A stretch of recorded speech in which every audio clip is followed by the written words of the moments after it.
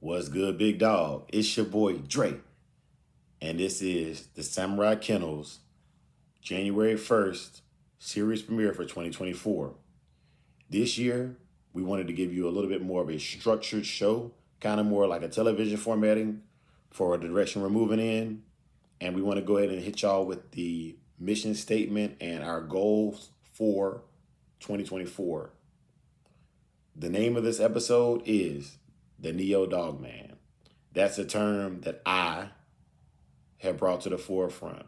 I'm the first person I've heard saying it. I don't know if other people have used this term before, but it is definitely a term that I have defined for myself, and you have to define this term for yourself.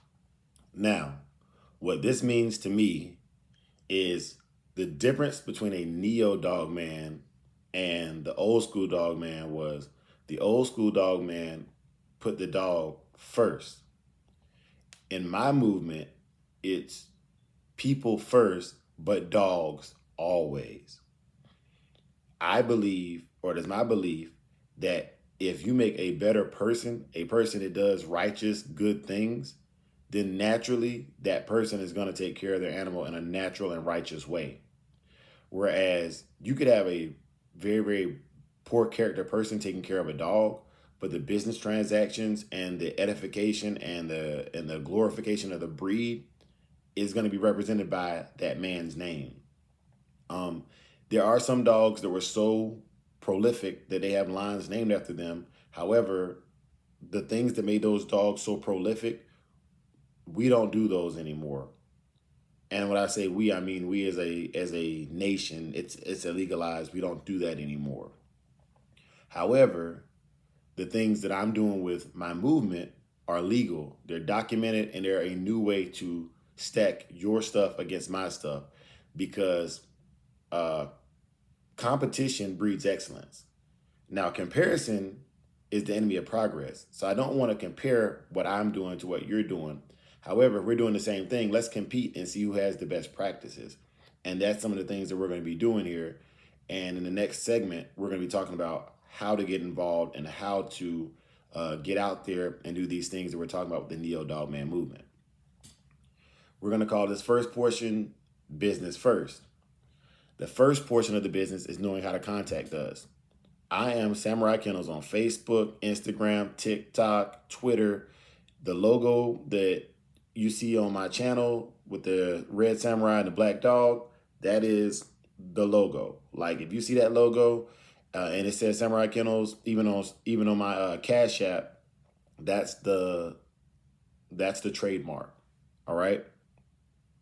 What we offer at Samurai Kennels business wise, this is transactional business. This means that you give me a monetary value or an item of value or information of value, and I give you something of equal value or greater value.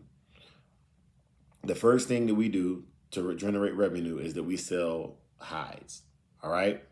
I sell cow hides because I need revenue to keep doing what I'm doing, buying new camera equipment for the dogs, or just to fund my hobby. I think my hobby should fund itself, and this is a hustle that I use to fund my hobby. My cow hides are one for 25, two for 40, or three for 50. Shipping is included. I get a lot of phone calls with different things regarding dogs. I spend a lot of my time when I'm not online either researching or training and actually putting into practice what it is that I do.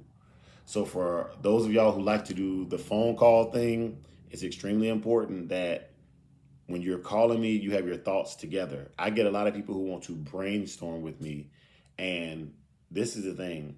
My intellectual content and my intellectual property is of value. And so when we brainstorm, I've seen it where I'll brainstorm with somebody and they'll use 3 hours of my time. And for them, it was extremely beneficial. And for me, in that 3 hours of time, there was only about 10 minutes of time that was actually like potent. Like this is a pinnacle anvil to pivot on for the movement, right?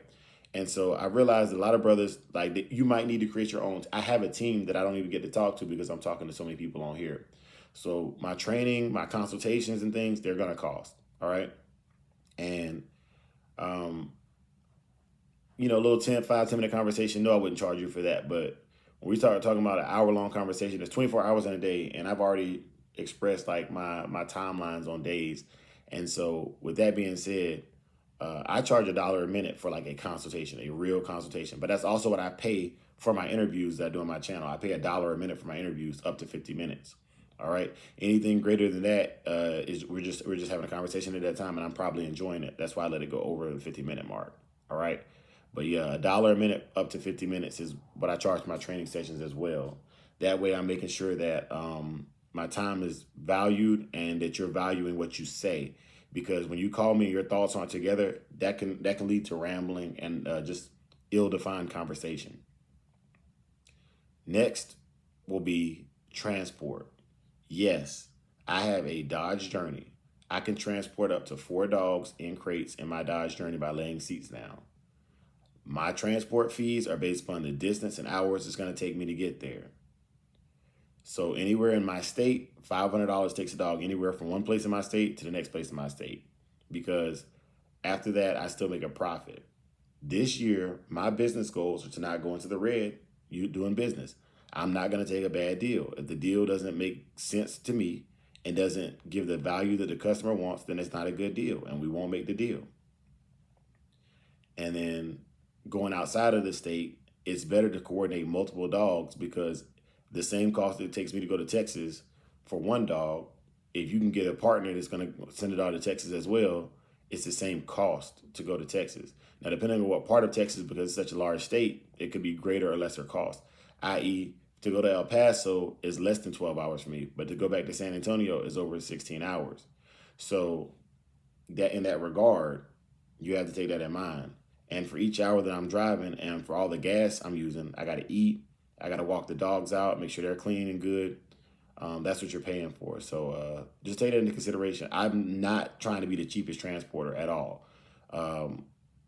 But I am trying to be a consistent, reliable transporter. If y'all want to know my business practices, look at Chick-fil-A. Chick-fil-A is not the most gourmet sandwich in the world, but it's a very consistent chicken sandwich with good customer service and very, very decent, pleasurable interactions. That's what you're going to get from me. I'm not going to kill myself to get your business. If you want my business, you'll get it. And if not, that's fine. And then finally, puppies. When I do a breeding, which I have a planned breeding for 2025, when I do a breeding, I won't do a breeding unless I need puppies myself. Like at this point, I would say I would need a list of 10 people who are genuinely interested in purchasing a puppy and to know where their interests are on that litter. I typically produce about 5 puppies in a litter, so I wanted 10 people in case somebody backs out. I can just call the next person on the list and get these puppies rehomed. It is my intent to not release a puppy until the puppy is at least 3 months old so that I can make a proper assessment of what I'm putting out as well as the personality types for the puppy. None of my dogs are bred, trained, raised, sold, or geared for dog fighting or any illegal activities. If that's what you're looking for, please look elsewhere because you're not going to get the product you're looking for if that's what you're looking for. For hogs and prey drive, absolutely. You may get a good dog from one of my litters. My dogs have really, really hard mouth. They need some wind, so you're going to want to get some wind. Or when I breed, you're going to want to look for me breeding to a line or a specimen that has really good wind. My dogs are hard-mouthed dogs geared toward what I like to do, which is protection work and obedience training. And that's what I propagate my bloodline on. If that's what you're looking into, then that's great. They'll be great dogs for you. They're super easy to condition. They are not really afraid of equipment like that. They're not really most people-friendly dogs either, but I bred my dogs to be maybe one family dogs. They're not one-person dogs, but they are family dogs. You're not going to be able to pass these dogs around. So when you buy them, you're buying them with the intent of having that dog for life, all right? And if these dogs can't come back to me, you would need to get with a person who can handle a dog that is very, very loyal. My dogs are very loyal and they are very destructive. All right. They will eat through a metal cage to get to their prey. They are super, super destructive. And I say that I'm not trying to sell you a dog. I'm just telling you exactly what you're going to get. They are very, very smart. They're problem solvers. They're escape artists. But they are beautiful old yeller dogs.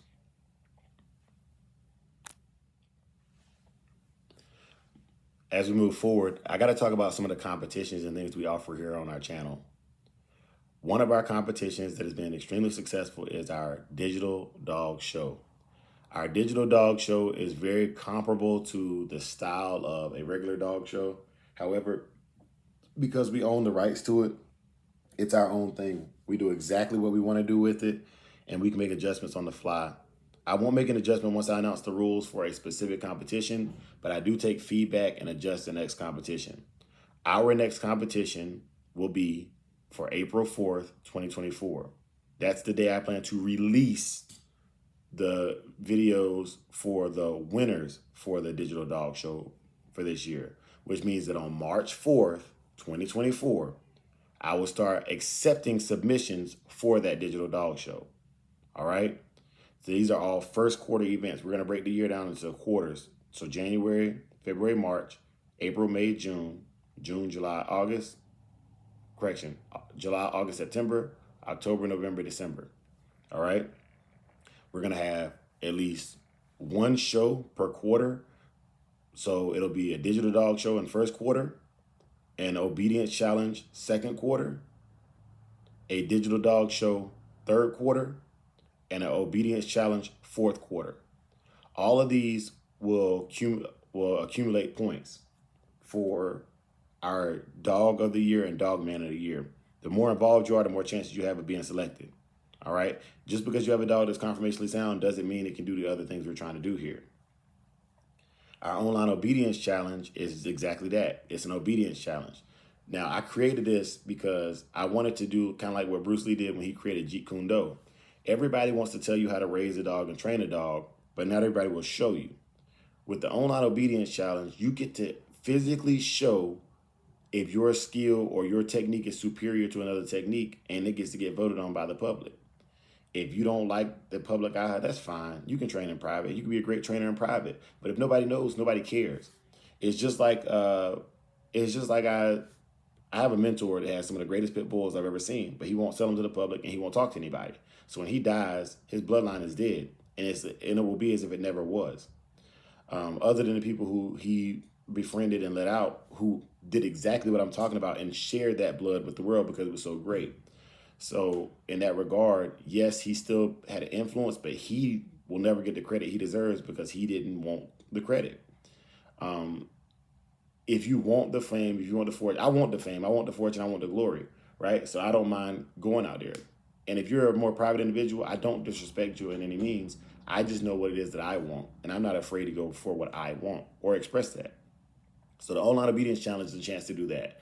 You think you can train a dog, you want to show the world that your training strategies are better, you want to show the world why they should pay you as opposed to another dog trainer, this is a great opportunity to do so. And it costs you nothing as of right now to get into that digital dog show, to that online obedience challenge. And then finally this year, we'll be organizing at least one online digital slap mill race where we'll line up head to head. I'll put you both on StreamYard. We'll go live. I'll record both of you racing on the slap mill. And whichever dog quits first or shows to be completely exhausted first loses. It's a head-to-head thing. I can even put 4 or 5 different dogs on the screen and have all of them going at the same time. My theory behind this is if we can get those dogs out there, then you're going to be seeing win, and it helps you find out who you want to breed to or what kind of dogs you want to add to your program that are currently able to do the work. It's cool to know a bloodline. It's cool to know the traits of a bloodline, but if a dog just has the blood and it's not indicative of that phenotype, then is it really worth it to utilize that animal? And that's all I'm going to say on that. All right. We're going to have a Yard of the Month competition as well as a Dog of the Month competition. And those competitions will consist of you sending entries throughout the month to my Facebook page. And my brothers and I will pick one randomly on the 15th or the 31st of the month. I haven't really zipped that in yet, but there'll be a Dog of the Month and a Yard of the Month. And if nobody enters, then I'll pick a random person from the digital dog show previously and hit them up. All right. And all you got to do is send in your just comment your Cash App in the video. That's the easiest way for me to keep up with it. Just comment your Cash App in the video to be entered into all of these drawings and stuff. Because then I'll just add it to a Rolodex, and we'll keep it flowing like that. And then finally, for this portion, significant events. For significant events this year, that's for you guys. Like if I see something on Facebook, or if you put it on social media and I can see it without searching for it, and I know you're like, let's say you have a puppy, or you know what I mean, you're doing a transport or whatever, I'm gonna shout it out. If you don't want it publicly shouted out, then don't put it in a public forum. Once something becomes public domain and you don't want people to speak on it, I'm not here to put nobody's business out there. But like, if I see something that I think is positive for the breed, if I've been following you for a while and I know you're not, I know you're on script business, and I want to support you, and that's one of my ways to support you is to get your name out there so that people can do good business with you and to hopefully bring you some good tidings, good friendships, and good money. That's gonna close it up for this segment of the video. And we're going to move into our next segment, which is going to be the American Pitbull Terrier history as I see it. And it's going to be John P. Colby. I hope y'all enjoyed this portion of the video and catch this portion of the video with me and my brothers. What's good, big dog? It's your boy Dre and Big A. What's good, Big A? Hey, you know what it is? I'm back in here like I left my keys and wallet. Yes, Yes, sir. sir. Hey. So, Big A, one of the things I wanted to do is y'all know we like to keep it structured and that militant discipline here. And so this segment is going to be the history of the American Pit Bull Terrier as I see it. And we're going to give you our anecdotal evidence, but we're going to base it upon references or materials you can go look at for yourself. And our subject starting off is going to be Mr. John Pritchard Colby.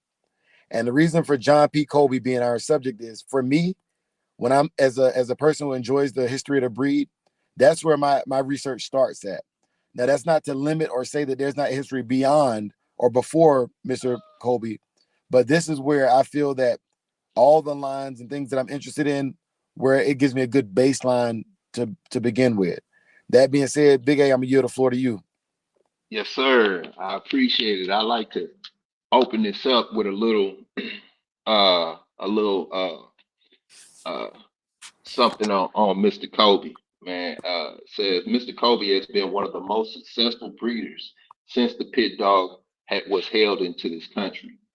He has bred, raised, and sold several thousand dogs during 47 years that has operated a kennel. He claims to have sold more game dogs than any one man in America.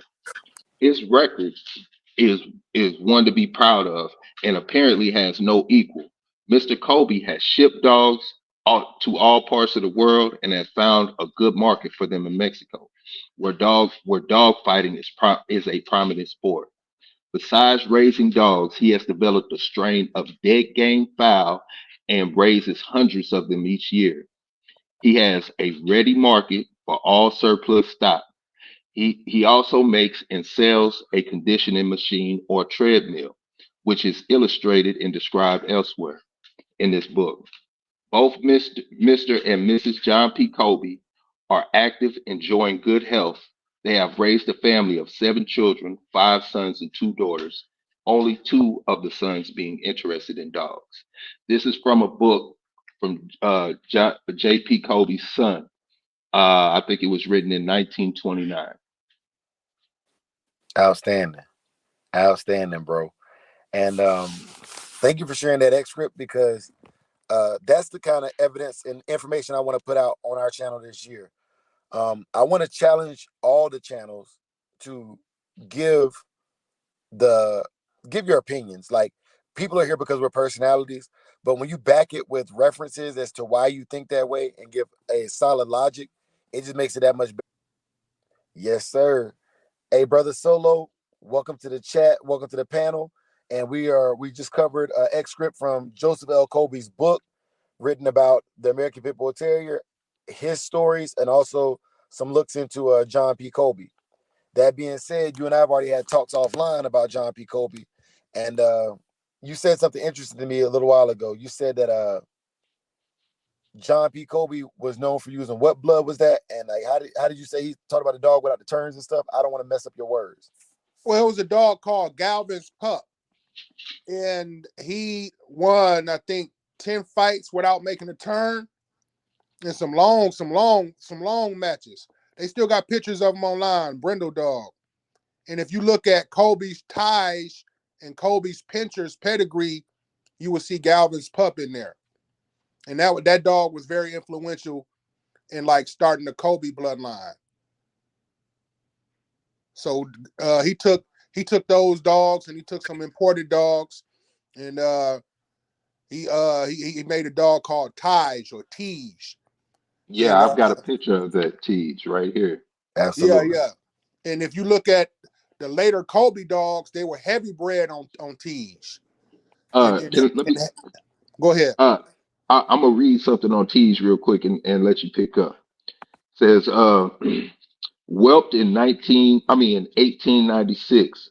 Sire Kobe's Patty's Dam, Kobe's Jenny, pit weight 35 pounds, bred and owned by J.P. Kobe. This is Kobe's Tej. Tej was the winner over Dan's Rose's captain in 3 hours and 27 minutes at Hartford, Connecticut, November 26, 1898.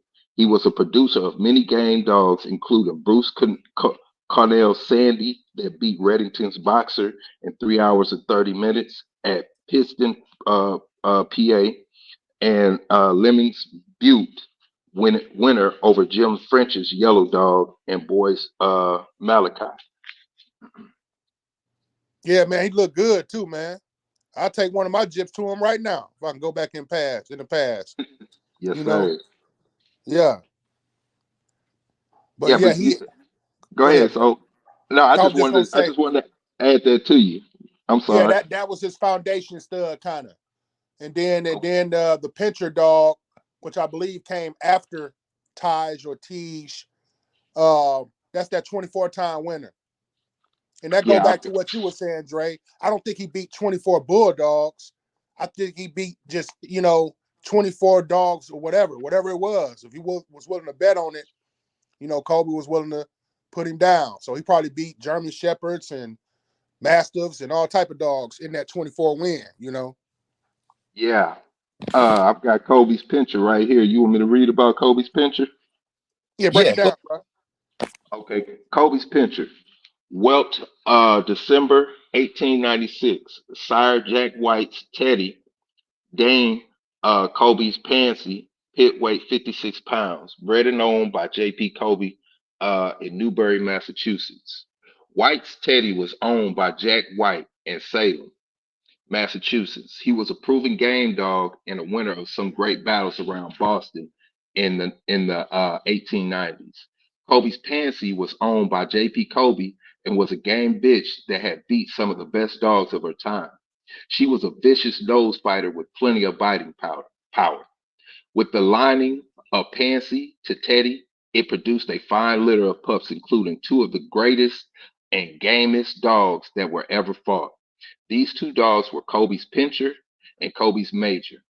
A record of Major is described elsewhere in the book. Kobe's Pincher was a white dog with black patches. He weighed 72 pounds on a chain, and his best fighting weight was 56 pounds. Pincher actually stopped or killed over 20 dogs and never met a dog that could stay with him for more than 40 minutes. He was a throat and chest fighter and had only one determination in mind, and he did it in short order. Any dog that ever fought against Pincher and lived had no value as a stud, watchdog, or pit dog. His ability to punish amazing, and it is seldom found in ordinary pit dogs. Pincher became one of the most famous fighting dogs in the world. Fanciers came from all parts of New England to see the great Pincher. Dogmen, dogmen around Boston scurried the country for a dog that could beat him. They spent a lot of money on fighting dogs to match against Pincher, only to lose their dogs and their money. The money derived from Pincher's pit record, stud services, and sales of dogs and pups sired by him, netting owner over 7,000 a record hard to beat by any one man. A record of nearly 50 pit winning centers about Pincher has sire, grandsire, Cockney Charlie's pilot, also his sons and grandsons. All were proven game dogs.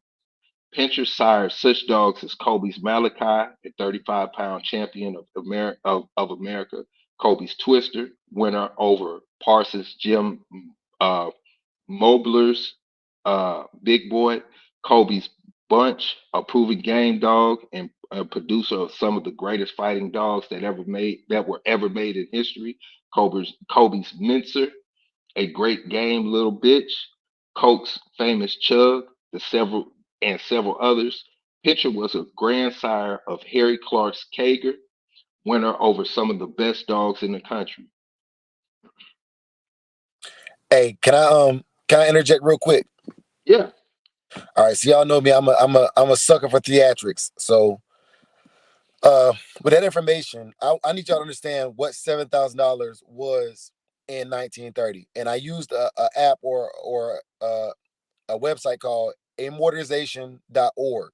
And what it does is it gives you comparatives. You know, you can even take, if you want to, you can compare what you had in the 90s to what you have now and see how much inflation has changed.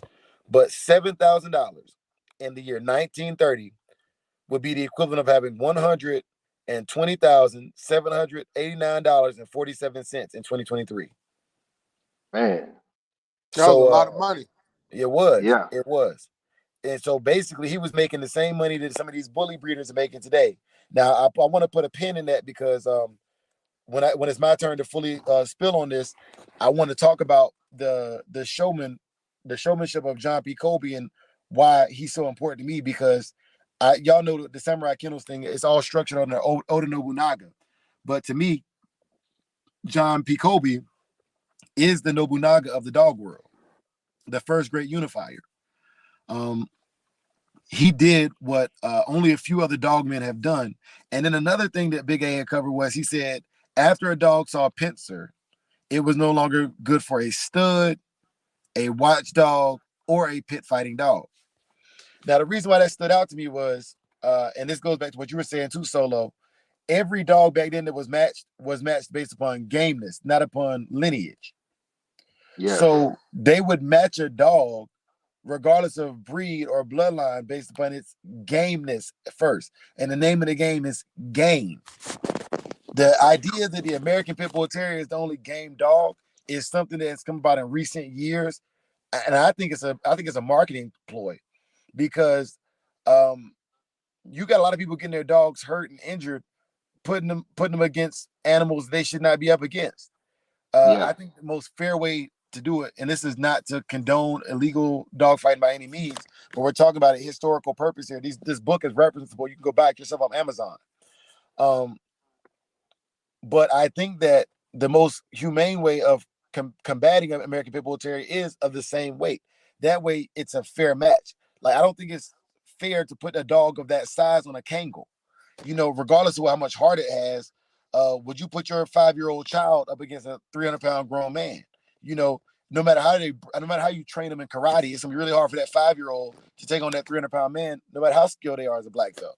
You know, Or having a black belt female going up against a white belt male, you yeah, know? yeah. Yeah. And I so, think go ahead, Solo. see, I don't know if the pit bull was as known back then. I think Kobe might have took advantage of that ignorance because let's say you come to town, right? You got this 50-pound or 40-pound dog, and you know somebody in town got this 150-pound big mongrel that been beating everybody, you know, mutts in town, and he's looking at, oh man, you got this little dog, you think you can beat Big Rex back here? Yeah, I bet. But you know, Kobe knowing, yeah, this is a pit bull terrier, is bred for this. But to somebody that's unsuspecting, you know, they just looking at it as a dog. Okay, my dog is 3 times bigger than yours, and he's been beating all the little mutts in the neighborhood. Yeah, I'll take you up on that. So I think he might have took advantage of that ignorance with some of those wins with some of those dogs. I don't know if everybody that he matched into were knowledgeable to that extent of knowing exactly what they were getting themselves into. You know what I mean? I agree, Solo. And this is the other thing though. If you listen to all his dogs when they call weights for him, a lot of his dogs were catch weight, greater than 60 pounds. And so to me, a 70 pound pure game bred American Pitbull Terrier would be a very formidable opponent. I think about and it's going to be covered in later episodes later on in the year. But when you get to dogs like Mayday and Ferguson Centipede, who are also larger dogs, I think they would not have had a harder time dispatching a larger animal, given their prowess, their physical attributes and things. So I think definitely if John P. Kobe knew what you're saying, Solo, and he also had catchweight dogs that could physically be comparative to another breed, because you also got to think the Rottweilers and German Shepherds were a lot more lightweight back then. Us as Americans, we breed everything to make it bigger. So, like if you look at now, we have a thing called a King Shepherd, and that King Shepherd is basically just an oversized German Shepherd. The American Labrador Retriever is much more heavily weighted than the European Labrador Retriever. So at that time, I think the dogs would have been more evenly yoked to do one-on-one combat with other breeds as well. So yeah, Okay. him having that knowledge, and the dogs being more evenly yoked, I think the pit bull would take advantage of most of those other breeds. Yeah, because Okay. another breed. Oh, go ahead, brother. I have something to add into it, and this is directly from the book. In the 18th and 19th centuries, dogfighting and bull baiting were very attractive sports in England.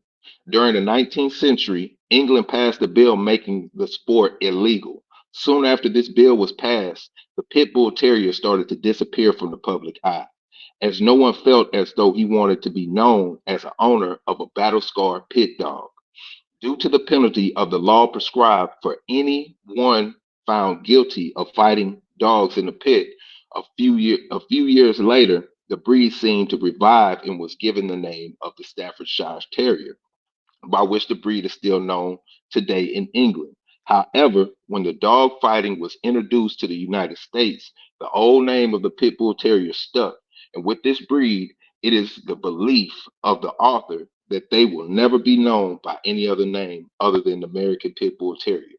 When the Pit Bull Terrier was introduced into America, he was more commonly found to be owned by prize fighters, saloon keepers, and I can't even pronounce it, whatever, sportsmen and alike. From the start, the breed earned an unjust reputation due to his fighting agility and the character of the owner. To this day, he is still trying to live down an unjust and undeserved reputation. About the turn of the 20th century, the breed was fast becoming popular, and the pit dog found his way into the homes of men from all walks of life. Dog magazines carried ads and illustrations of dogs that had earned a reputation in the pit, and through this advantage, many dogs were sold and fought for large sums of money. Much of this popularity was due to the notoriety given by Harry Krieger and his dog Crib, Cockney Charlie and his dog Pilot, and Johnny McDonald's Grip, more commonly known as the Gas House Dog. Mc, McGuff's Bob, better known as Bob the Fool, Connor's Big Bismarck, Rock and Rye, and many other famous dogs with a reputation proven in the pit. Inasmuch as dogfighting is a legal sport, thousands of dollars are wagered each year at the pit site. As long as these dogs are bred, there will be pit contests to prove who owns the better fighting dog.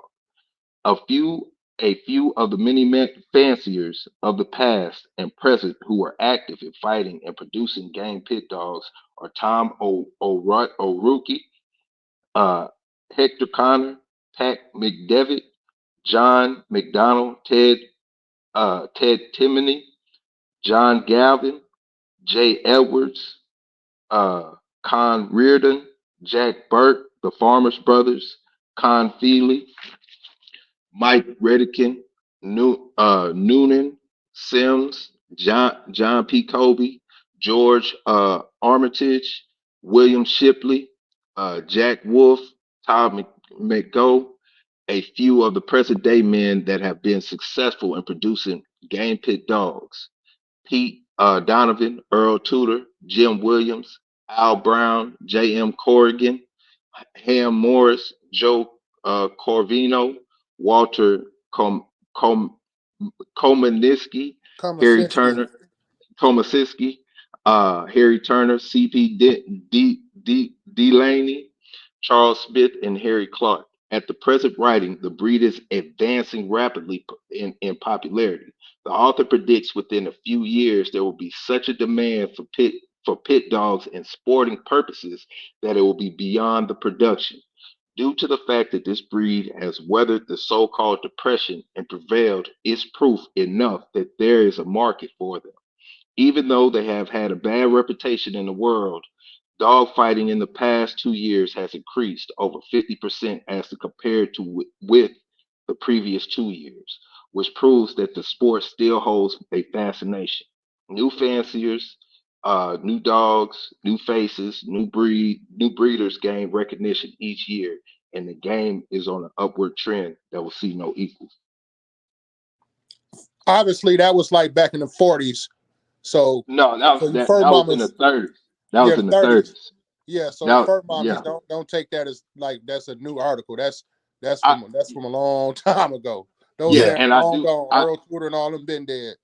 yeah, and I do have to apologize because I probably butchered half of the names in there. But yes, this book is written directly after the Great Depression. So the stuff that they speak on in here is strictly off of the history of the dog and not the present day 2023, 2024. Hey, so that leads me into Solo, I'm glad you said that, bro. And Big A, thank you for sharing.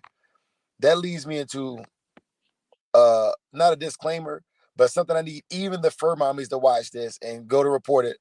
Police, I know they come and watch these channels. I need you to hear this.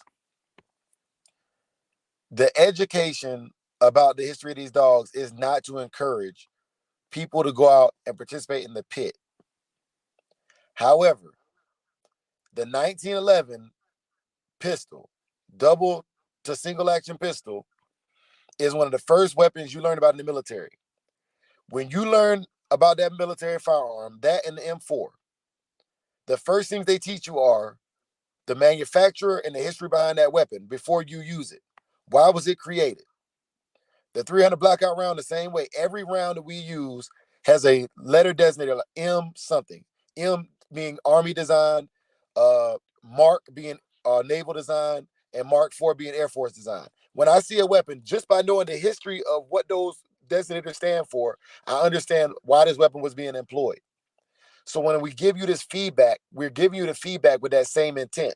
You have to know that whether you pick up a dog from the shelter or not, that this dog is the most physically intimidating and imposing structure you will ever put on the end of a leash and lift through a collar.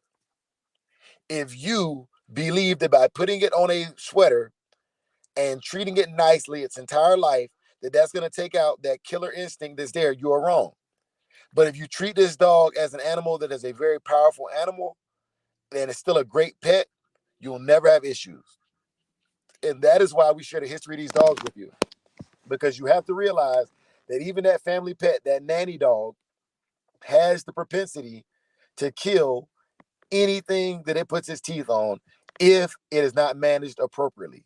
And that's why in a later portion of our show, we go over training and management of dogs. Not only do we want you to have the history, but we want you to have the skills and tools needed to handle this animal that we all love. My rant is over. Most definitely. And then you got to understand, if you look at the pedigree of even the shelter pit, if you can somehow look at the ancestry of it, you would see hundreds or decades and decades of fighting dogs. So even if, it hasn't been engaged in that, or its parents haven't been engaged in that, or its great grandparents hadn't been engaged in that, before that, you still got 15 or 20 generations that were. So those traits are still there. So we always got to be mindful of that. And that's why, people take their pit bulls to the dog park and then it latch on to something and everybody screaming and hollering and pouring water on them and hitting them and all of that. I mean, you got to understand that's what it was bred for. Yeah. But at the same time, being that it was bred for that, it's so much other stuff that was introduced that it could do even back then. Uh I have to find it, but I he J Joseph L. Kobe's book, he says that he had given a dog to they used to have so-called cowboys, and not like your traditional cowboy. Cowboys were more like thieves, thugs per se, and they would steal cattle, kill chickens and whatnot. And one of the farmers needed help, uh, you know, getting, deterring the cowboys away, and he gave him a dog, and never had an issue. And he goes into detail talking about how uh, you could walk up to the farmer's fence. The dog wouldn't mess with you, or whatever. But as soon as you went inside the fence, it had the smarts to figure out right from wrong. And this is from Joseph Kobe's mouth. Like, this is from his words directly. So the the pit, the dog itself is capable of so much more than what they label it as. Hey, Yeah, so I go ahead, Big A. oh no, all right. So I have two articles, one from J.P. Kobe and one from his son Joseph L. Kobe, that were um put into the papers when they were selling dogs. Or and one this one right here is from John P. Kobe when he lived in Newburyport, Massachusetts. It says Pitbull Terriers for sale, pit dogs, stud dogs, bitches and whelp, pups, all weights, all ages, UKC dogs at stud. JP Kobe has bred and sold more games than any other man in America. It is easy enough to get good lookers and good fighters, but it takes a game dog to win. 47 years experience with pit dogs and yours and is your assurance of the gamest bred stock. Buy at the fountainhead. Pit game foul. Kobe's Irish files. Kobe's roundheads. They are the fastest cutting dead game fowl in America. Special prices on 3, 5, and 7 or more cocks. Eggs setting at 15. Price is $3. Kobe's noseless treadmills, just the thing for conditioning or exercising any breed of dogs. Prices and sizes according to breed. When you want game dogs, game fowl, or a treadmill, write to Kobe. Write to John P. Kobe. And then the other one is from his son. American Pit Bull Terriers, the famous John P. Kobe strand since 1989. Known from coast to coast, border to border, for sale. Dogs and pups that are direct descendants of the gamest dogs ever bred by John P. Kobe. At stud fee, $15. Sacramento Jack, Kobe's Gully, Kobe's Executor, Kobe's Red Patty. UKC registered dogs. Several weights open the match. Agents for Kobe's noseless treadmills. Prompt petition given to all inquiries. Joseph L. Kobe.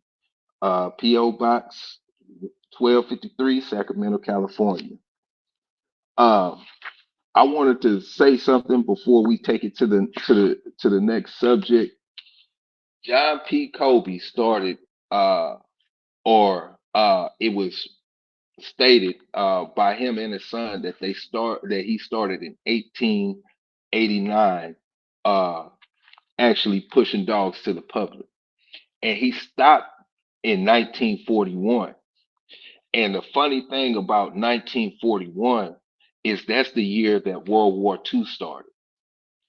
So it just brings up a lot. I just know it's got to be a little story, a hidden story to that I'm still trying to research and look into.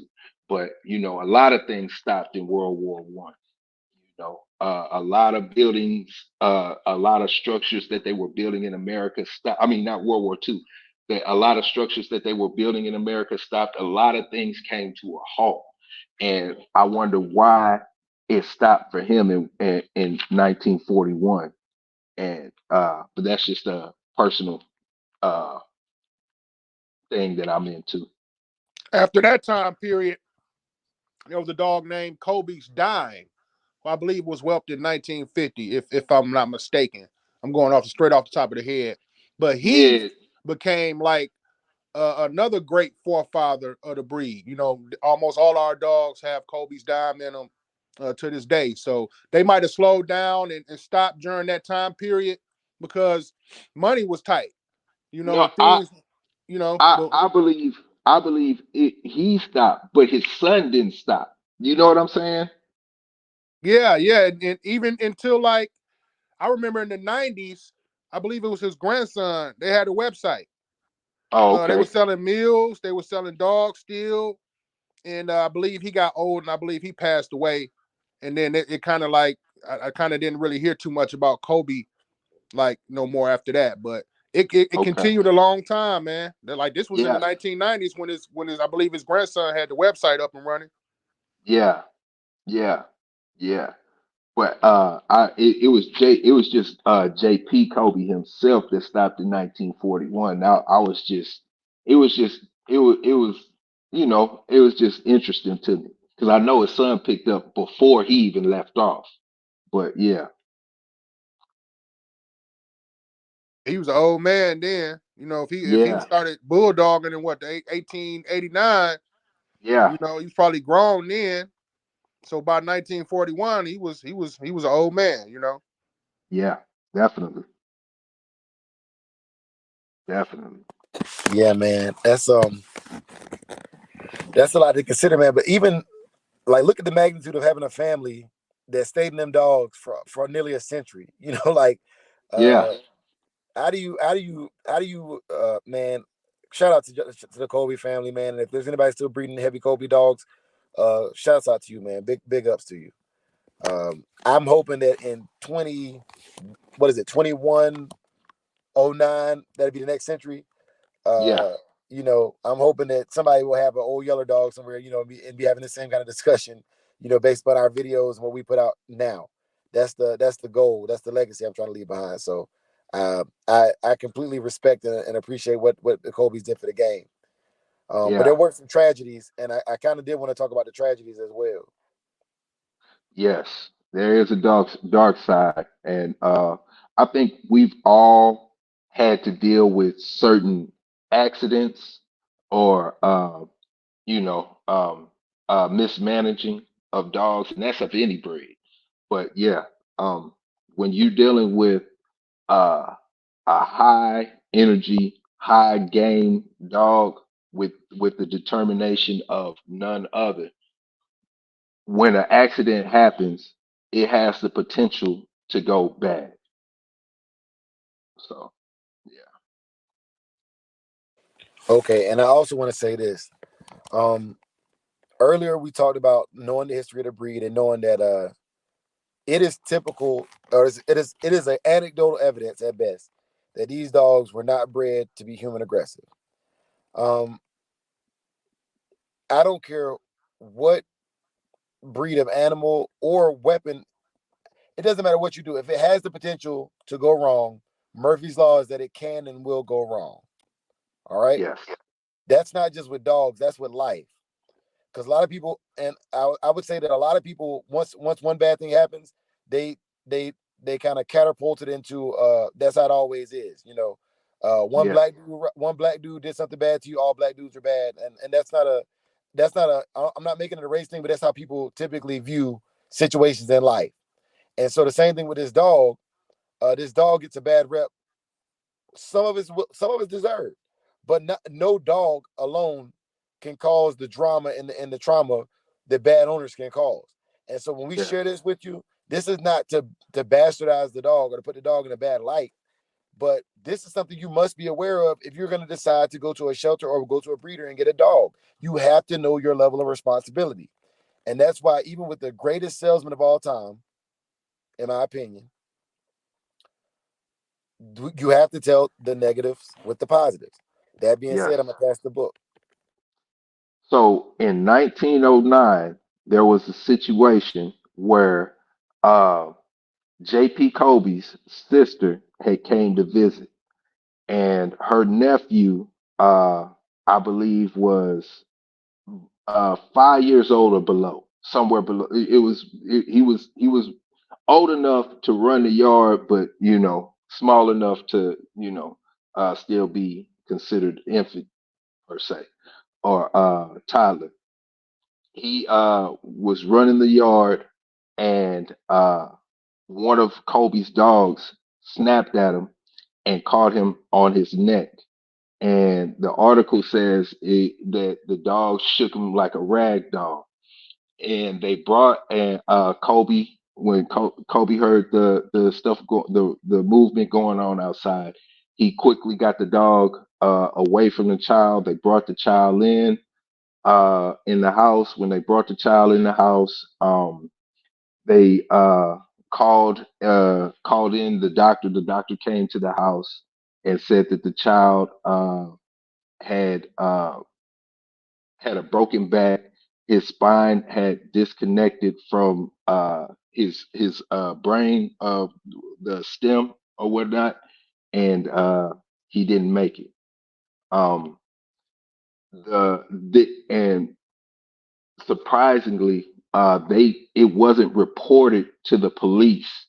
Um, and when asked about it, it was claimed as a yard accident. Yeah, man. I mean, you got dogs that's very animal aggressive and very high prey drive. They can't determine a child from any other animal. I had a dog Yeah, like that. I had a dog named Tan Man, a heavy red boy Jocko, Bolio Tombstone, heavy Mayday, and he wasn't aggressive to adults. But my cousin brought his son over one day, who was a maybe four or something at that time, and my dog looked at him and started screaming and hollering and pulling him like he was another animal, and it shocked me and it kind of scared me. I'm like, wow, but I mean, he was very animal aggressive, so I believe he knew, like, if you were taller, much taller than him, he knew you were a person, so he didn't hmm, show that aggression to you. But look, cuz was like the height of some dogs. So to yeah, him, it was just another small like an animal, And yeah, if he could have, he would have definitely he would have bit my little cousin definitely if he would have got the opportunity. yeah, So this notion that the pit bull terrier is a nanny dog and they all love people, and in my experience, that's not necessarily true. You know, um, it's just not, man. I wouldn't have my kid around those type of animals unless they were like raised from a puppy, and even then, I still wouldn't let them be around those animals unsupervised. yeah, Hey, I wanna jump in on that one, Solo. You brought up a very, very valid point. And that point is this. All right. So when I was a kid, we didn't have necessarily pure game bred animals. We had chow chows, beagles, plot hounds, and my grandfather never let us in the yard when he wasn't in the yard with any breed of dog. Uh, any, I'll say this just to make it clear for those people who need definitive lines drawn in the sand and can't read between the lines. If you're not old enough to go to the animal shelter and sign out an animal or purchase an animal from the animal shelter on your own, you're not old enough to be with that animal unsupervised. That's a good age. Most of the time, you got to be at least 18 to go to a shelter and pick up an animal yourself. You can't go in there as a 14-year-old just because you like a dog and get an animal from the shelter. You have to have a parent or guardian with you. So if your age won't allow you to get a dog from the shelter, why would you be unsupervised with an animal? I know in my yeah. city, you have to be at least 16 years old to even walk a pit bull or a Rottweiler. I mean, and that's in the law. Yeah, So Oh, I wouldn't leave any children around any game bred dogs unsupervised. Point period, point blank. That's facts. my opinion. Point blank. Flat I out. would I would get a caveat to that because so the training school I went to for dog trainers says that children aren't allowed around any dog, game bred or not. And that's what I want people to realize is They look at the pit bull like it's a super dog. It's a very strong animal. But there are a cane corso will finish you faster than a pit bull will to a human being. And Yeah. if you're not mature enough to understand what it is that you're doing, it don't matter if it's a pit bull or not. You know, a Labrador Retriever. I actually have video footage of a Labrador Retriever doing Protection Sport 1 certification. You know, um, so the breed and the animal's capability don't always align. So I would just be cognizant that if you're leaving a child alone with an animal, you're assuming the risk. It's an animal. It's not Yes. a person. Yes. And Yeah. then children can be cruel too. You know, you pulling the Yeah. dog ear and smacking the mom, you know, and putting your hand all in his food bowl, all of these different type of things. Not every animal is going to accept that. Yeah. So it's You- an you- animal. It's not a person. The problem comes when we humanize these animals. It's an animal, and therefore Yeah. it should be treated as an animal And respected And as such. and respected as respected. such. and how I think of certain kids, and I see it all the time, man. I look at certain kids like if you ever seen Tiny Toons, you remember Elmira? Yeah. You remember how she used to handle all the animals? She be dragging them by their feet. They be trying to run away from her. They see her, they be trying to get up, get little somewhere, cause she gonna grab them by the ear, throw them around, and and it's all out of love. But that's how I view a lot of kids with animals. So I Yeah. definitely, very observative and do the proper management precautions. Okay. All right. So on our channel, one of the things we like to cover is going to be like some basic to-dos, and this is from our experience. This is not going to be found in our book until we put out our book. We're working on an audio book, and we're working on a manuscript where you can go back if you're a person who's a visual learner to see it. But right now, we're going to just put this information out there. Now, the reason I've chosen January for this subject is because typically I look at January as the beginning of our fiscal year, and it's the beginning of the calendar year. In January, we're going to talk about puppies, from whelping to preparing your yard for a new puppy if you haven't had a new puppy yet, and just basic equipment items that you can have, medical expenses and medical things you can do for your puppy to prepare yourself to have a puppy and have it in a very positive way. We already kind of gave you some of the history from Mr. John P. Colby. Now we want to talk about rearing a puppy. We're going to go through from January through December of this year, trying to get you into a position to be prepared to join the Neo Dogman Shogun Army movement. That being said, my brothers, I'm going to start with the first question of, when you're getting a puppy, what are some of the first things purchase-wise that you buy? I yield the floor. Me personally, deworming medication. I give my dogs all of their shots myself, except for the rabies shot, because in my state, a licensed veterinarian has to administer the rabies shot. But you can go to like a co-op or Fleet Farm or something like that and get like the canine distemper, parvo. It's like 5 in 1. So definitely that, because most times when you get a dog, it might have had its first series of shots, but it take more than just one series, to get that dog fully, immunized.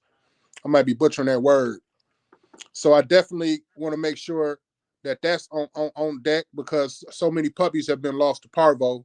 People get them and then they take them all out to the park and they take them all around, and it don't take long for a dog to get parvo. Chew Yep. toys, because just like human babies, when they teeth, they want something to chew on. Puppies teeth as well, so they definitely want something to chew on. And you don't want them chewing up your brand new Air Max or your Gators or nothing like that. But you got a dog. It has an instinct to chew, so you supposed to provide that dog with something to chew on, because it's gonna chew on something. And of course, your feed and your bowls and whatnot. Get them the little collar. I would recommend a collar that you can extend out, because puppies grow so fast. But you definitely want to get them used to being on a leash and a collar as early as you can. So I got this little collar. I didn't it done went to 3 dogs now, because I got three adult dogs, but I got them all as puppies. And that same little extendable collar being used on all 3 of them. and it's gonna be there for the next one. So those are some things I would recommend to have. Also a crate as well, something to where you can put Yeah. the dog in, get it used to being in there, um, and somewhere like its own little den. Um, so those are definitely the things that I would get. I yield the floor. Yes, sir. Big A, what you got? Pretty much everything that he said. And you know, having the patience to select the right dog, man, because a lot of times when you get that want to get a pup, or you're attempting to get a dog, it's a hurry up and wait type situation.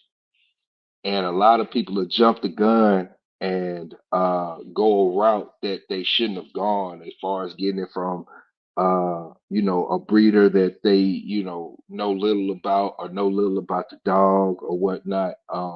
And it kind of sets them back. So me personally, and I say it all the time, uh be know where you're getting your dog from. Know exactly what traits you're trying to get out of that dog. Know the characteristics, um, and build a relationship with the breeder, or the person who's giving you the dog, so you have strong points of reference in the future. Um, I mean, the more experience you have, yeah, you can go grab any dog and make it, go through your process or whatever program that you try to do. But actually taking the time to know exactly what you're trying to get out of that dog, and not settling for anything less. You know, yeah, Uh, Solo, you covered the equipment, and Big A, you kind of covered the philosophy. So what I'm going to cover is the lifestyle, man.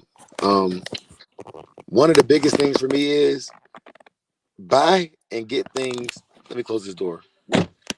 Buy and get items that work for your lifestyle. I'm a go with how I feel kind of person. I can get up at 3 o'clock in the morning and go work out, or I can go to bed and wake up at 10 o'clock at night and go work out. I'm gonna get it done within my day, but I'm gonna do it when I feel like it. hmm My structure is mine, and I need my dog to have those things. So one of the first pieces of equipment that I like to have more than anything is a morning gale collar. That's a slip collar. Or a slip lead. It's a leash that it basically, like, it just like closes down, so you can just slip it on the dog and take it for a quick walk outside to use the bathroom and stuff.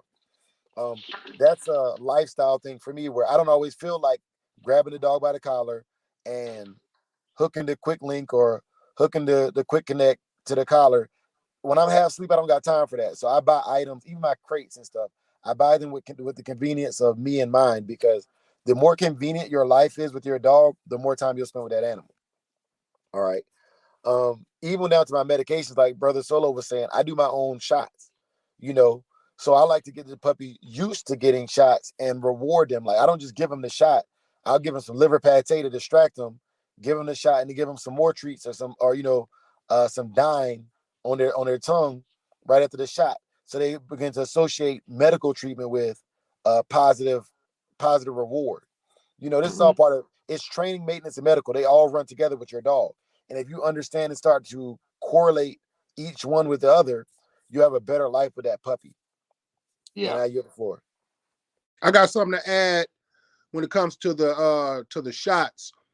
I would recommend getting your shots from a place that keeps their freezer or their refrigerator locked, and they have to actually open it up for you and get the shots out for you, because once those shots reach a certain room temperature, they're no longer any good. And I've known people that actually got shots and gave their dog shots, and the dog still got parvo. That tells me somebody probably got the shots out of the refrigerator, did the rest of their shopping, got to the counter, decide they didn't want it, and then what they do? Put it back in the refrigerator, but it's no good now because dude been shopping in the store for 30, 40 minutes. And then I got to almost room temperature because it's a small little vial. So I would yeah, recommend definitely getting it from a place that they have to literally unlock it and give it to you because it's more likely to be untampered with, or it's more likely to have not gotten a chance to get the temperature up to where it's no longer any good. Yes, sir. Yes, sir. All right. So that's just some basics. And for legal purposes, I'll give y'all what most states that I've lived in 4 different states so far. And with those states, like Brother Solo was saying, rabies vaccinations are required typically by the time the dog's a year old. Um, I follow the packages for whatever brand of canine spectra or whatever I'm using. I follow the packages for the dosages on that. Typically, they're going to tell you to start anywhere from 6 weeks to 8 weeks, and it can go all the way out to 20 weeks. Whatever you're going to do, just make sure that you're consistent so you know exactly what a breakdown was in your regimen. And then there's typically a wormer and a wormer, and I also do Bordetella with my dogs, which is a kennel cough protection. So there's 4 different medical things I start off with the puppy, off rip. The wormer I use is Nemex 2. I've used it since I was 15, and I'm not changing anytime soon. That's my personal preference, and I just put that out there as a reference for those of y'all who just don't have a way. Because everything I'm telling you, like Brother Solo said, somebody had to tell me that and show me, because with a vet, they're going to tell you just come to them and get the shot. And that's probably, if you can afford to do that, that's probably the way to go.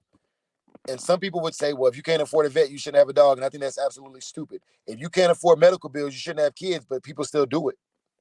Yeah. You know, I'm talking to the real Americans here, the real red-blooded, blue-collar, go to work, don't have time to read every single law that comes out because we're busy working to pay off these high-ass bills we got. That's what I'm talking to in these episodes.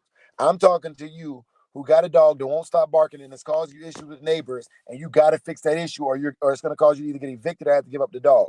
I'm talking to that person. I'm talking to that person that is stressed out because the cage they got is not enough to keep their pit bull contained, so they got to put it on the chain, but chains are illegal. And with that being said, I yield the floor. Yeah, and this is on and off subject, but this is a motto that I carry throughout life. I always keep my cup half full, so I always leave room to learn more, you know. I don't know it all. I don't claim to know it all. So when it comes to a lot of these things, even though I've done things for over a decade in my own way, it's always something new that I can learn. So approaching a lot of these subjects, man, come with your cup half full, and we all get somewhere first.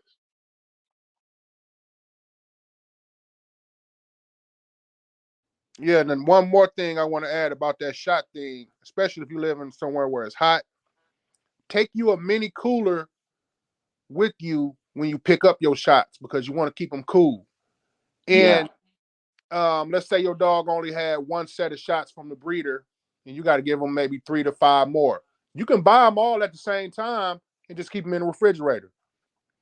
Don't keep them, don't let them get frozen, but just keep them like in the back of the refrigerator. Because me personally, I'm not going to get somebody $75 or $100 for something that I can go to Fleet Farm and get for $9 or $10. right. You know what I'm saying? So with that, I yield the floor. Yeah, man, I think that's a really good thing. And you mentioned something, and Big A, you have read an excerpt from that Joseph L. Coley book about it as well. Uh, Yeah, while I'm talking, can you please look that up, because I wanted you to share what Joseph E. Colby said about picking a breeder and getting a puppy. But I yeah, will say that what Brother Solo was saying was important, because to me, I'm not letting the puppy go until I've given it its first round, but I would prefer to give it all 3 rounds, at least the first 3 rounds, to ensure that the puppy is properly vaccinated and ready to go to a yard where it's going to be healthy. Because the yeah, goal of a breeder, at least me as a breeder, is that puppy has the highest chance of success. Because breeding is a business, it's a science and it's a business. And if I'm not putting out the best product I possibly can, I'm not going to get repeat customers. And that's a yeah, fact. All right. So if your breeder's not thinking that way, they're not thinking about good business. They might not be putting out a good product, or they might not have the understanding of why they should do that. So I want to yeah, put this out there for all the prospective breeders as well. Hey, man, you owe that to your stock to put out the best quality product you can to the public so that they can have the best idea, not only of what you are and what you produce, but what this breed is supposed to look like. And with that, I Yeah. yield the floor. Okay. So Joseph L. Kobe selecting a pup. In making your selection of a puppy, it is important to consider the reliability of the breeder. The dog business is like any other, and therefore it has its peddlers, liars, and thieves. It will be to your advantage to visit the breeder when making your selection. By doing this, you have a preference of selection rather than ordering from a distant breeder. In some cases, it is impossible to make a personal selection. Usually, one prefers to send away to a distant kennel, believing the stock to be better than one that is near his home. In buying a puppy, you should first determine the sex you want. As a rule, females make better pets than males and are more affectionate due to their maternal instinct. They are smarter, more willing to obey, and easier to housebreak. They have to be carefully guarded about 3 weeks twice a year when they become matured. Otherwise, they are very clean about themselves and do not annoy the household. The male makes a more attractive appearance but cannot be allowed to run loose. He should be kept pinned up on a long chain. Occasionally, his service will be requested for stud, and this will enable you to reduce the purchase price of him. Before making your prospective purchase, be sure that you will receive his pedigree or registration certificate that the pup is in good health, free from defects, and guaranteed as represented. And with that being said, that was in the 1930s. We're in 2024, and it's pretty much still the same thing. I've always said, and I just said it. You definitely want to have some kind of relationship with the person that you're getting the dog from. Me personally, I don't care if you have the best dog that I've ever seen, and other people will, disagree. But if you have the best dog that I've ever seen, and I know that you're not true to your word, I can't get that dog from you because I don't know what I'm getting from it. Am I getting that a dog off of that dog, the best dog that I've ever seen, or are you giving me his brother or his sister a pup from that? I don't know what's going on, and I would rather deal with somebody that I can build with, and we can work together, or they can point me in the right direction when I need help, or whatever the case may be, or throw that all out the window. I know exactly what I'm getting. So that's just how I carry myself, and I move. Well stated, man. Well stated. And these are all things that a person looking to get a puppy this year, like I would implore you to consider. You know what I'm saying? Like, and that doesn't absolve me just because I'm telling you these things. That doesn't absolve me of having some of these flaws.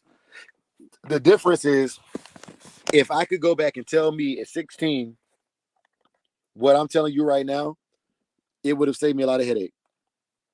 Yeah, I had to get the game the fair way, which is I had to get the game as it came to me, not from somebody trying to help me mitigate some of the issues. And that's why I like to give hard lines in the sand for people because there is no absolute, but I can give you a way that I know will work.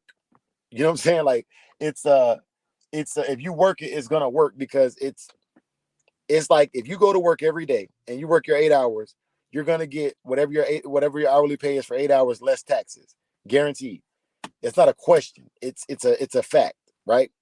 yes, Uh, unless something drastically goes wrong, it's a fact. And that's the kind of information we're trying to put out with our platform is that you know if you breed two well-bred dogs together that have similar traits, more than likely you're going to get a high percentage of puppies that have whatever commonality traits they have, and then some of the traits from both families, like the hybrid Viger from both families as well, right? And so when I think about that, when you go out and you scatter breed, well, that's a touchy subject, but when you go out and you breed without intent, you just breed because they're two purebred dogs, you lose some of that efficacy, some of that ability to predict what's going to happen next.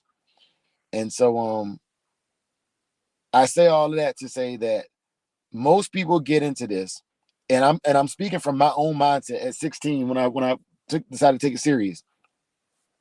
Most people get into this and they're like, well, this is something I can do that is legal when it comes to breeding animals and make some money on the side. That was my idea at 16. I loved the dog, don't get it twisted, but I wanted to do something that I loved that would also provide me with an income. So when people get in here and say they just do it for the love of the dogs, I don't agree with that. I don't think it's wrong to just do it for the love of the dogs. But I don't see you doing anything for the love of something and being able to sustain that thing without making money off of it or making money for it. Mm-hmm. For example, you decide to get a family. You can't live on a single man's salary and provide for a family. You have to do more. Yeah. That's just law. And so when I hear people say they don't sell puppies, that's cool. You don't sell puppies. Maybe nobody wants to buy your stuff anyways. Or maybe you don't sell puppies, and because you're not releasing them to the public, you have the best product that nobody will ever know about. Mm-hmm. And I say these things to spur people into action, because whether you like what I'm saying and you agree with it, whether you dislike what I'm saying, you have to be held accountable for knowing this information if you're listening to the sound of my voice right now. I yield the floor. One thing I Sir. want to add, the description of the breeder and all of that, what the brother Big A was talking about, it says something about visiting their yard. In Yeah. modern times, a lot of dog men don't want people visiting their yard, for different reasons. They Yeah. may be concerned about people stealing dogs. They may be concerned with people bringing parvo or bringing different diseases and whatnot to their yard. So Yeah. I would, number one, make sure that those dogs are registered.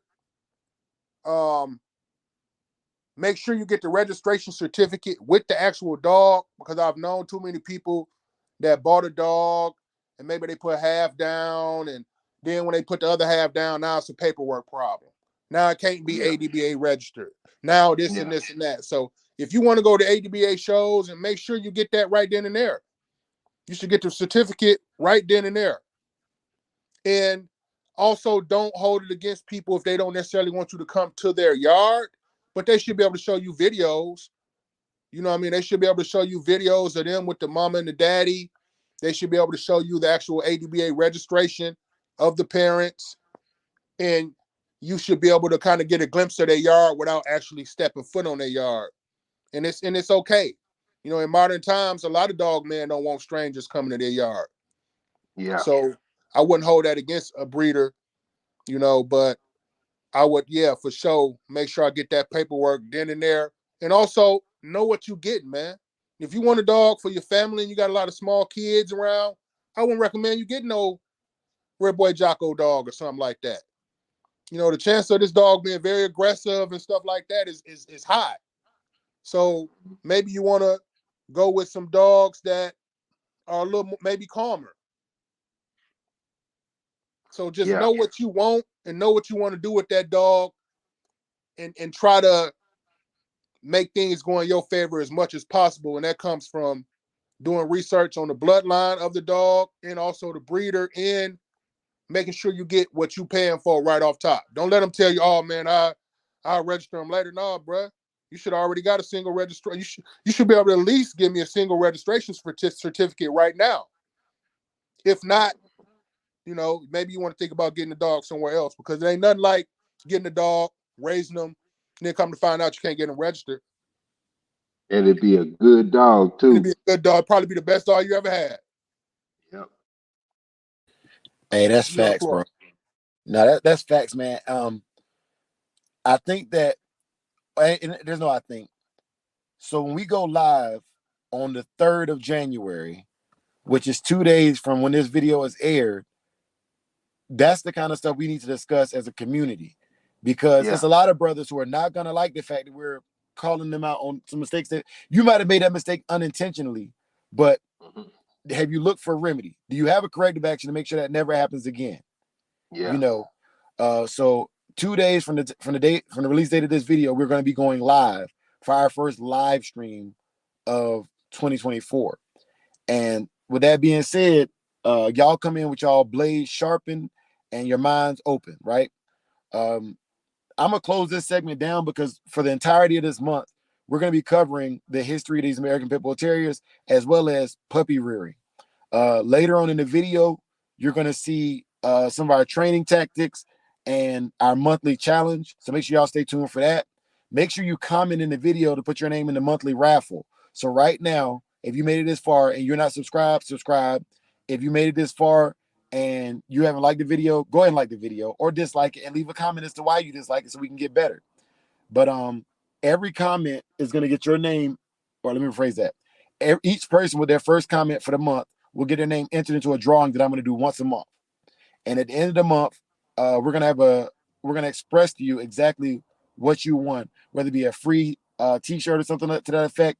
But we want to make sure that our show is the most interactive American Pitbull and Dog Trainer channel on YouTube. That's my goal this year, 2024. Yes, sir. Brother Solo, Brother Big A, do y'all have any of y'all philosophies y'all want to incorporate into the show right now, or are we good to go and shut this thing down? Yeah, like I say, man, one of my big mottos, man, is keeping my cup half full. And I just challenge all the members to take on that motto, not just with this, just in life, because there's always room to learn more, and what I notice is the moment I think I know it all, that's when reality tells me I don't. So that's just me personally. You get from life that what you put into it. You get from a dog that what you put into him. So if you want a dog that's going to be an ADBA show champion and this and that, you got to put in that work, man. And the work comes before you even get the dog, like we was talking about today. Researching the bloodline, researching the breeder, having all the stuff ready to ensure that dog comes out healthy. Make sure he's parasite free. Make sure he got all of his shots. Make sure that, you're doing everything you can to help that dog be the best dog that it can be. Because somebody else doing that. And when you competing with somebody that put in that work and you ain't, they're going to bust their head open. Yeah. So with that, that's it. That's all I got to say, brothers. Yes, sir. If you have liked this video, go on our Facebook page, Samurai Kennel's Facebook page, and you can see the show schedule for what subjects we're going to cover. If you have subjects you want us to cover in the future, leave a comment and let us know if you want us to add it to the show schedule. This is our channel. We make the moves the way we want to make them. And our goal is to build better dogs through building better people. If you are becoming smarter, if you are learning how to see the BS before it hits you, then we're building a better community. Because that means that the con men are going to have to come up with a better con. And if it's a better con, that means it has to be a better product to make you believe that it's worth it. So even if our knockoff stuff is good quality as a community, then we're doing well. Because you're only as strong as your weakest link. I'm gonna shut this portion of it down, and we'll get with y'all on the live on Wednesday. Thank you. Yes, sir.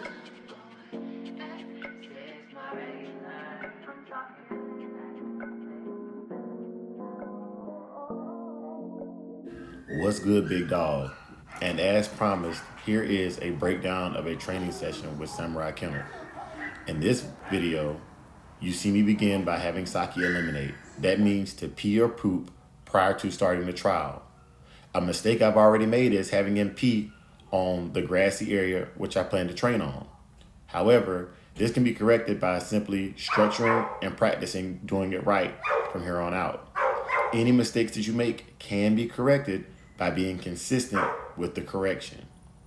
I'm using pepperonis as my treats. The treats that I feed my dogs are the same treats that are humanly edible because I don't see the point in wasting money on dog treats that are the same as things that we're going to just use out of the fridge. Now, the purpose of this training session and the purpose that I'm going to be covering today, while there are other things going on, is simply teaching a dog its name and teaching it how to pay attention to you when you say its name. Dogs and animals don't typically understand the words you say. They understand octave and they understand repetition.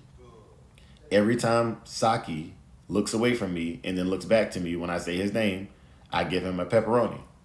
Or when I say his name and give a command like come, I reward with a pepperoni. While the recall or come command is its own command, I still give him validation when he looks at me. So you're going to see me having him do a lot of different tricks, but the only thing I'm really rewarding is when he looks at me. This builds focus and this builds drive. The purpose of doing this is it's the start of Bushido bond training. The first thing I want my dog to do is to be completely engaged with me. That means looking at me and doing what I want him to do. So now I'm going to break it down and start showing you when I reward and tell you why I rewarded. Just now, he didn't break his focus and he remained in the position where I wanted to remain in. However, a lot of people think that because of treats, the dog will only perform with treats. So what I'm doing is I'm giving him multiple commands and showing you my hands here to show there are no treats in my hands. The treats are not in my pocket either, they're in my pouch. My goal is that when he does multiple tricks and I can stream them together, that he gets a reward. The dog is now working for the anticipation of the reward. This is the first step in teaching the focused healing commands, the stay, and even the recall. When you have this level of engagement, you can have other distractions around, like my wife recording who he hasn't looked at one time. Even though he can clearly hear the camera motor when she zooms in and out, he's focused on the training session. Now, a lot of people also say, hey, well, I want my dog to be able to do things off leash. Well, what I do is I let the leash drag intentionally to create a little bit of a retention there.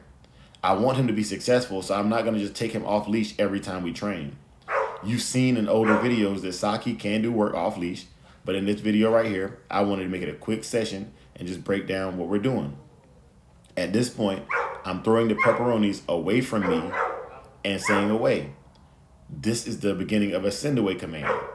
However, as soon as he grabs the pepperoni, I call his name and say return and reward him again.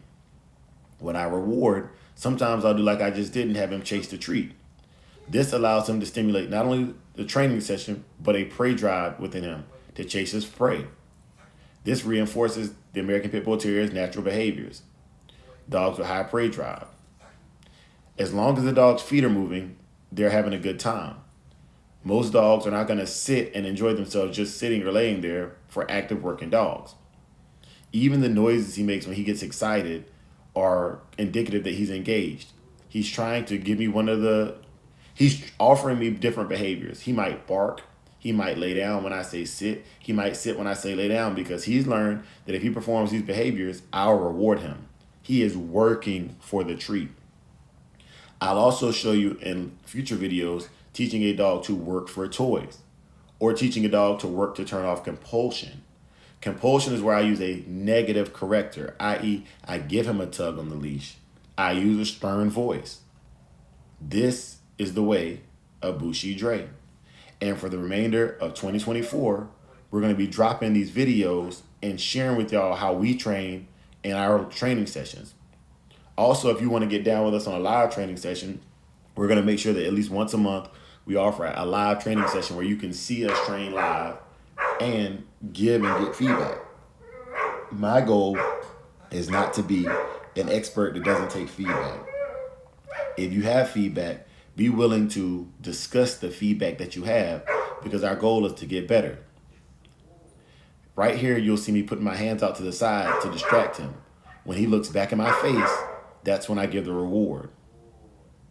This is important because there will be things like me holding food in my hand that will distract the dog.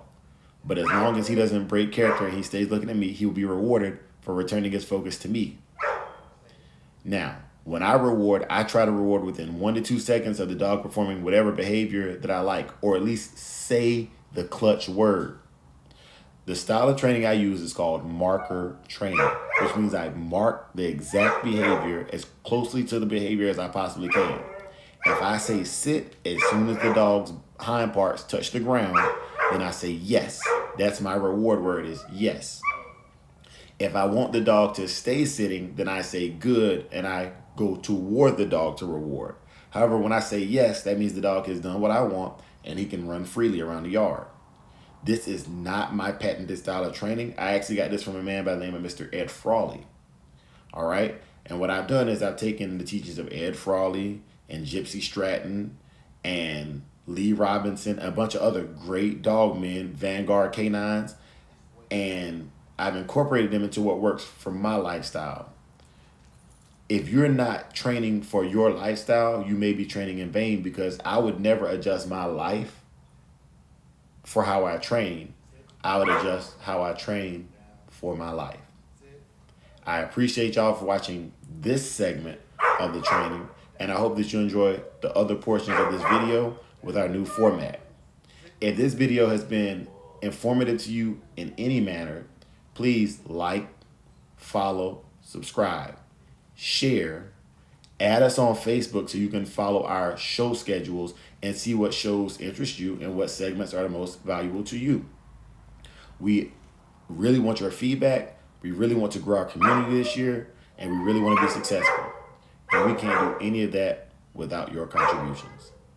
This is your boy Dre, and we're going to move on to the next segment. Thank you.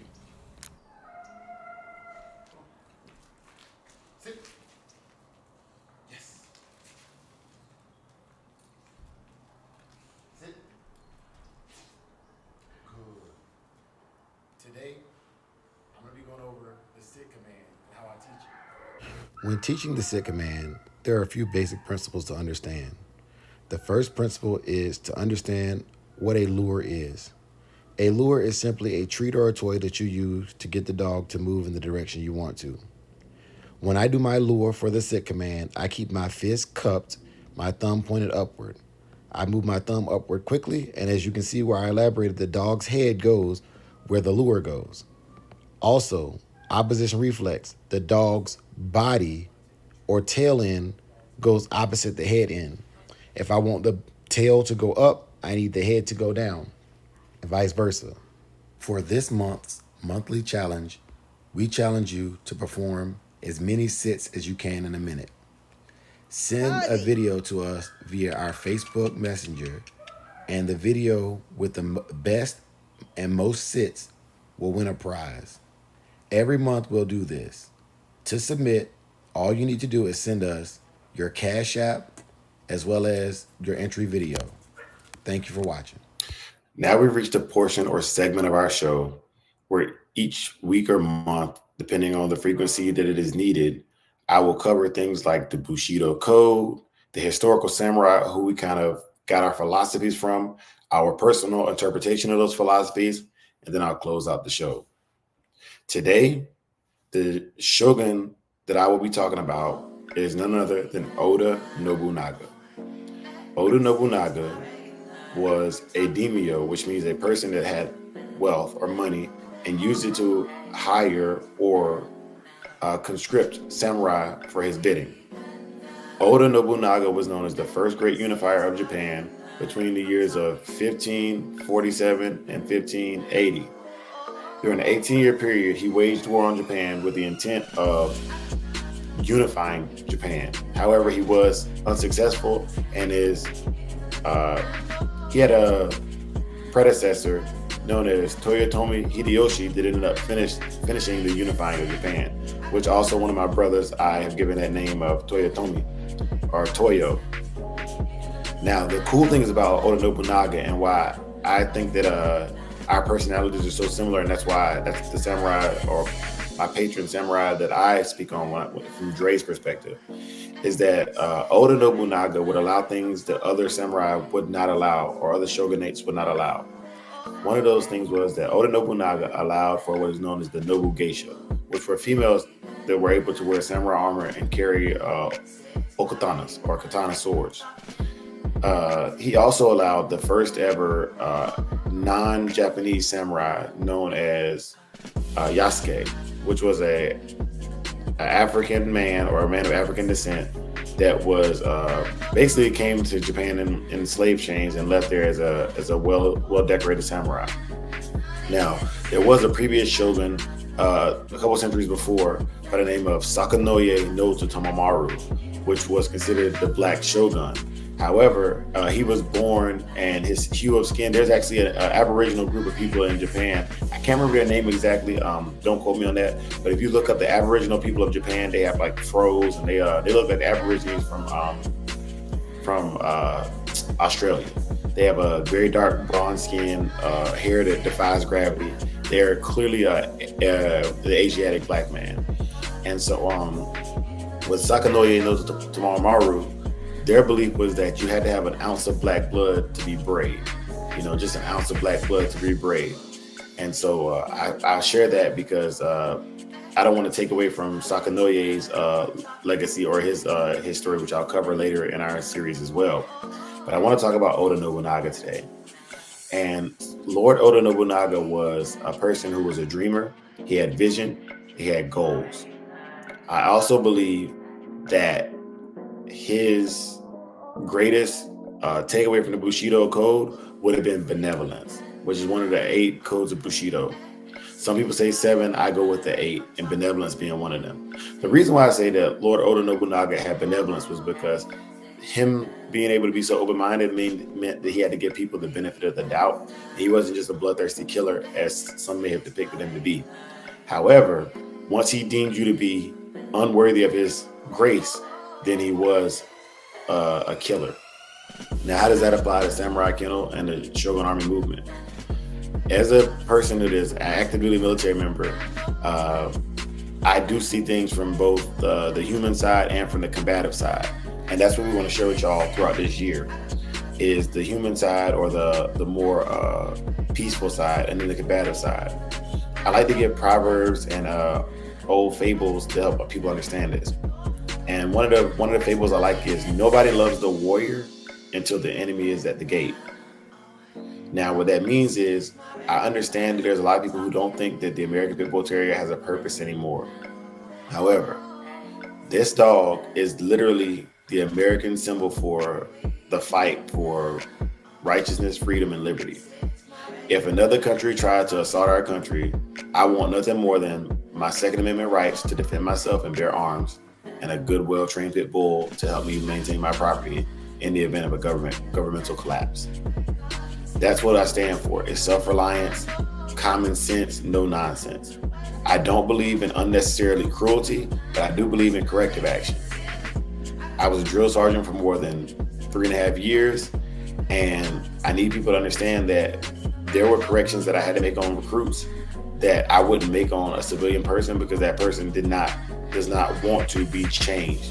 And to be changed, there has to be pressure applied to anything, or a chemical change has to occur. So for those of y'all who want to remain stagnant, this may not be the channel for you. But if you want to build better dogs for building better people, then today is the day you make the change. Like, follow,